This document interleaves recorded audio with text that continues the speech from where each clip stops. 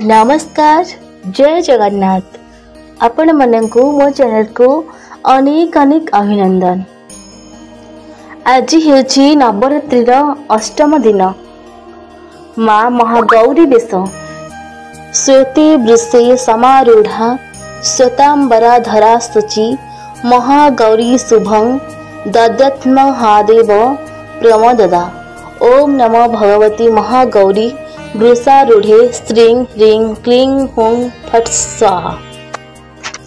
भगवती महागौरी श्वेत वृष पृष्ठरे विराजमान करिथांती, जिए श्वेत वस्त्र परिधान करिछंती, जहांका मस्तक उपरे चंद्र मुकुट शोभा पाउछि। मणिकांति मणि समान कांतियुक्ता निजर चारिभुजारे शंख चक्र धनुष एवं बाण धारण करिछंती, जहांका कर्णरे रत्न जड़ित कुंडल झिलमिल करुछि। एही रूप हेउछंती भगवती महागौरी। देवींकर एही रूपंकु प्रार्थना करी देवता एवं ऋषिगण एही जपरे शांति लाभ कले।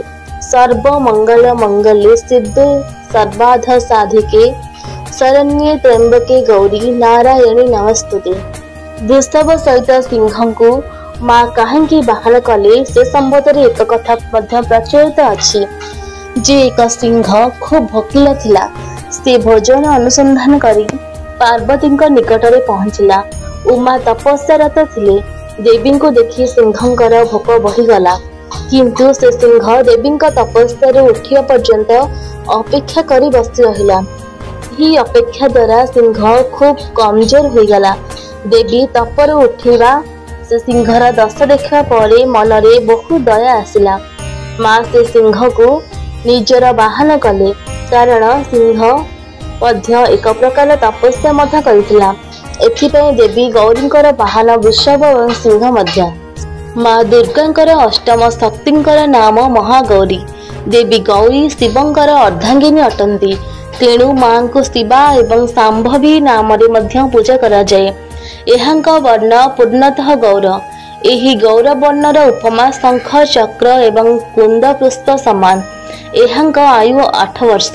माँ का दक्षिण उपरे हस्त अभय मुद्रारे, दक्षिण निम्न हस्तरे त्रिशूल, वाम निम्न हस्तरे डंबरु एवं वाम नीच हस्त बरदेवर शांत मुद्रारे अछंती। पार्वती भगवान शिव को स्वामी रूपरे पाइबा निमंते कठोर तपस्या करिथिले। से प्रतिज्ञा करिथिले, बिए अहं वरदं शंभु नान्य देवं महेश्वरात्, अर्थात मु वरदायक शंभु महेश्वरंक व्यतीत अन्य काहारी को विवाह करिबि नाही। तुलसीदासंक लेखा अनुसार घोर कठिन तपस्या करिबा द्वारा पार्वतींक शरीर कला पड़ीगला। एहांक तपस्या प्रसन्न होई जेतेबेले शिव एहांक शरीर उपरे पवित्र गंगाजल सिंचन कले, सेतेबेले से विद्युत समान अत्यंत कांतामान गौरवर्णा होइगले। सेतेबेले एहांक नाम गौरी हेला। माँ महागौरी को अन्नपूर्णा देवी मध्य कहा जाए। देवी महागौरी को ध्यान स्तोत्र पाठ एवं कवच पाठ करने द्वारा सोमचक्र जागृत हुए, जहा द्वारा संकटर मुक्ति मिले। महागौरी रूपरे देवी करुणामयी स्नेहमयी शांत एवं मृदुल्य देखा जाती। धन संपत्ति एवं श्री वृद्धि हुए। माँ मनुष्य वृत्ति को सत्य दिगरे प्रेरित करी असत्य विनाश करती। एहांक शक्ति अमोघ एवं सद्य फलदायिनी। एहांक उपासना रे भक्तंकर समस्त कल्मश धोई होई जाए। भविष्यत रे पाप संताप दैन्य दुख भक्तंक निकट को केबे आसे नाही। महागौरी हेउछंती आदि शक्ति। एहांकर तेज द्वारा संपूर्ण विश्व प्रकाशमान हो जाए। एहांकर शक्ति अमोघ फलदायिनी। महागौरी को आराधना कले भक्तंकर समस्त कष्ट दूर होइथाए, तथा देवींक भक्त जीवन रे पवित्र एवं अक्षय पुण्यर अधिकारी हुए। माँ शक्तिंक एही स्वरूप पूजारे नड़िया हालुआ पुरी एवं तरकारी भोग लगी हुए। आज दिन रे कणा बुट प्रसाद विशेष रूप से तैयारी हुए। नवरात्र 10 दिन कुआरी कन्या को भोजन कराइबा विधान अच्छी, किंतु अष्टमी दिन एही भोजन कराइबारे विशेष महत्व अच्छी।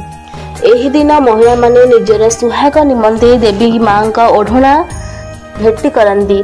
महागौरी गृहस्थ आश्रमर देवी होइथिबारु तांका पूजा करिबा समय गोलापी रंगर वस्त्र परिधान करिबा शुभ। देवी गौरींकर पूजा विधान मध्य पूर्ववत हुए, अर्थात सप्तमी रे जो प्रकार मांकर पूजा करा जाय थाए सेही बळी अष्टम दिन मध्य देवींकर पंचोपचार सहित पूजा करा जाय। एही स्वरूपंकर पूजन दिन को महाअष्टमी मध्य कहा जाय। एही दिन मां दुर्गांकर प्रतिमा को गंगा जल रे स्नान कराई वस्त्र एवं विभूषण द्वारा पूर्ण श्रृंगार हुए, विधिपूर्वक आराधना हुए। यज्ञ कुंडली अग्नि प्रज्वलित करी धूप कर्पूर घी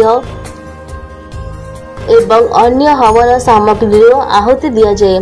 सिंदूर सहित एक जायफल बांधी आहुति देवार मध्य विधान अछि। मांकर 101 परिक्रमा करा जाए।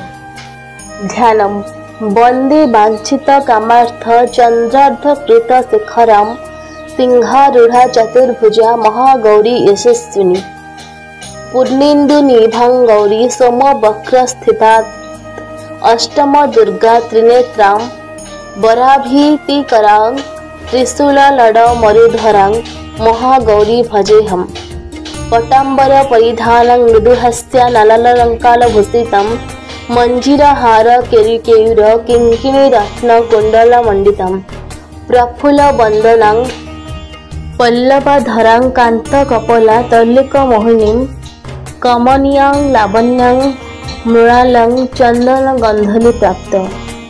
श्रोतम सर्व संकट हंत्रित्वं धनेश्वरं प्रदायिनी ज्ञानदा चतुर्वेद मयि महागौरी प्रणमाम्यहम्। सुख शांति दात्री धन धान्य प्रदायिनी डंबरु वादन प्रिया महागौरी प्रणमाम्यहम्। त्रैलोक्य मंगला त्वहिं तापत्रय विनाशायनी प्रणमाम्यहम्। वरदा चैतन्यमयी महागौरी प्रणमाम्यहम्। कवचम् ओंकारं पातुं श्रीश्रे मा ह्रीं बीजं मा हृदये क्लीं बीजं सदा पातु नभ गृहे च पादयोः। ललाट कर्णे हों बीजं पातु महागौरी मा नेत्रघृणे कपाल चिबुकै फट् पातु स्वाहा मा सर्ववदेनै। या देवी सर्वभूतेषु शक्तिरूपेण संस्थिता नमस्तस्यै नमस्तस्यै नमस्तस्यै नमो नमः। जय मां दुर्गा।